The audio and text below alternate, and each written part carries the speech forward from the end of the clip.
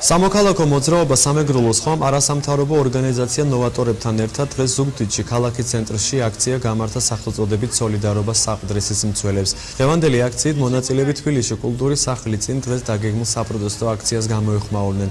მათი განცხადებით არ შეიძლება კულტურული ძეგლების ვანდალიზმი. ჩვენ ვაპროტესტებთ სახლში მიმდინარე პროცესებს და სოლიდარობას უცხადებთ იმ ადამიანებს, რომლებიც აპროტესტებენ ამ საკითხს.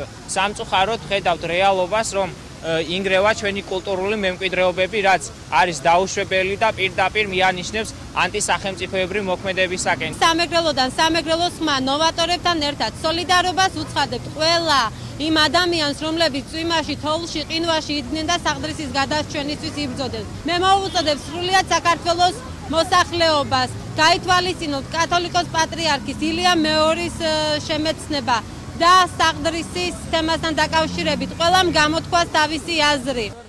ცნობისთვის დღეს თბილისში კულტურის სამინისტროსთან საყდრისის გადარჩენის კომიტეტი საპროტესტო აქციის გამართვას გეგმავს.